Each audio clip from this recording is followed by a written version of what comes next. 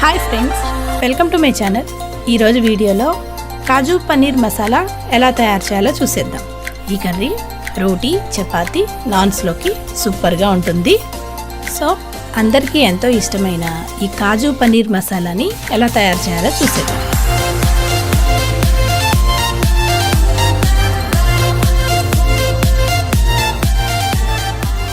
ముందుగా stove on చేసుకొని కడాయి పెట్టుకొని 2 స్పూన్స్ ఆయిల్ వేసుకొని 15 నుంచి 20 దాకా జీడిపప్పులు వేసుకొని బాగా ఫ్రై చేయండి. ఈ ఆయిల్ ప్లేస్లో నెయ్యి కూడా వేసుకొని జీడిపప్పుల్ని ఫ్రై చేసుకోవచ్చు. ఇవి ఇలా ఫ్రై అయిన తర్వాత వీటిల్ని ఒక బౌల్లో తీసుకొని పక్కన పెట్టేసుకోండి. మనం చేసేది కాజు పనీర్ కర్రీ కదండి, సో కాజు కొంచెం ఎక్కువగా ఉంటేనే టేస్టీగా ఉంటుంది. ఆ తర్వాత వేరొక ఫ్రైయింగ్ ప్యాన్ పెట్టుకొని 4 to 5 స్పూన్స్ ఆయిల్ వేసుకొని అందులో 2 బిర్యానీ ఆకులు, చిన్న దాల్చిన చెక్క, ఒక అనాస పువ్వు, 3-4 లవంగాలు, 2 ఇలాచీ వేసుకొని బాగా ఒకసారి ఫ్రై చేయండి. ఇప్పుడు ఇందులోనే కొన్ని పుదీనా ఆకులు వేసుకొని బాగా ఫ్రై చేయండి. ఇవి ఇలా వేగిన తర్వాత ఇందులోనే 1 స్పూన్ అల్లం వెల్లుల్లి పేస్ట్ వేసి పచ్చివాసన పోయేంత వరకు వేయించండి. ఇది ఇలా వేగిన తర్వాత ఇప్పుడు ఇందులో 1 కప్పు ఆనియన్ పేస్ట్ని వేసుకోండి. ఇక్కడ నేను 2 మీడియం సైజు ఉల్లిపాయలని తీసుకున్నాను. ఈ ఆనియన్ పేస్ట్ కలర్ చేంజ్ అయిన తర్వాత ఇందులో ఇప్పుడు టమాటా పేస్ట్ని అందులో వేసేసుకోవాలి. ఇక్కడ నేను ఒక 5-6 టమాటాలు తీసుకున్నాను. మీరు ఇక్కడ గ్రేవీ ఎంత కావాలో, ఎంతమందికి కర్రీ ప్రిపేర్ చేస్తున్నారో దానికి తగ్గట్టు మీరు టమాటాలు, ఆనియన్ తీసుకోవాలి. నేను ఇక్కడ 4 మెంబర్స్కి 2 ఆనియన్స్, ఒక 6 టమాటాలు తీసుకున్నాను. సో మీరు దానికి తగ్గట్టు అడ్జస్ట్ చేసుకోండి. 1-2 టమాటాలు ఎక్కువైనా బాగుంటుంది. సో ఈ విధంగా కలుపుకున్న తర్వాత మూత పెట్టుకొని ఒక 5 మినిట్స్ కుక్ చేసుకోండి. ఆ తర్వాత మూత తీసి బాగా వేయించాలి. ఈ గ్రేవీ ఎంత బాగా వేయిస్తే టేస్ట్ అంత బాగుంటుంది. ఇందులో రుచికి సరిపడ ఉప్పు, కొద్దిగా పసుపు వేసుకొని ఒకసారి బాగా కలపండి. ఇందులోనే షాహీ పన్నీర్ మసాలా 1 టీ స్పూన్ వేసుకోండి.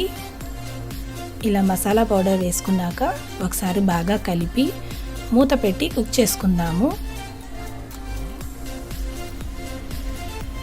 ఇలా 1 నిమిషం ఉడికిన తర్వాత మూత తీసి ఒకసారి కలపండి. ఇప్పుడు ఇందులో కాజు పేస్ట్ని యాడ్ చేయండి.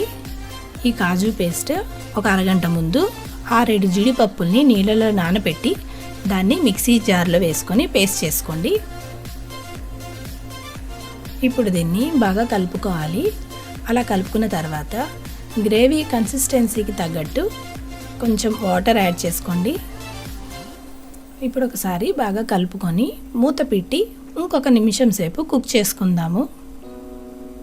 ఈ విధంగా కుక్ అయిన తర్వాత చూడండి, గ్రేవీ మనకి కరెక్ట్గా వచ్చింది. ఒకసారి బాగా కలుపుకున్న తర్వాత ఇందులో 1 స్పూన్ బటర్ యాడ్ చేసుకోండి. ఇప్పుడు దీన్ని బాగా కలపండి. ఆ తర్వాత ఇందులో పన్నీర్ క్యూబ్స్ని వేసేసుకోండి. ఈ పన్నీర్ని ముందు ఏమీ వేయించవసరం లేదు. అలా వేయిస్తే కొంచెం గట్టిగా అయినట్టు అవుతుంది. అందుకని డైరెక్ట్ పన్నీర్ ముక్కల్ని ఇందులో యాడ్ చేసేసుకోండి. అలా చేయటం వల్ల పన్నీర్ చాలా సాఫ్ట్గా ఉంటుంది. ఆ తర్వాత ముందుగా వేయించి పెట్టుకున్న జీడిపప్పుల్ని ఇందులో యాడ్ చేసేసుకోండి. ఆ తర్వాత కొంచెం కసూరి మేతిని కూడా చేత్తో క్రష్ చేసుకొని ఈ విధంగా వేసేసుకోండి. ఫ్లేవర్ చాలా బాగుంటుంది ఈ కర్రీకి. ఇప్పుడు ఒకసారి బాగా కలుపుకోండి. అందులోనే కొంచెం ఫ్రెష్ క్రీమ్ని యాడ్ చేయండి. ఇలా ఫ్రెష్ క్రీమ్ వేసుకోవటం వల్ల టేస్ట్ చాలా బాగుంటుంది. కర్రీకి చాలా రిచ్ టేస్ట్ వస్తుందండి.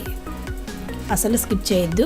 ఈ ఫ్రెష్ క్రీమ్ అనేది బయట మనకి సూపర్ మార్కెట్లోనూ దొరుకుతుంది, అమూల్ వాళ్ళది.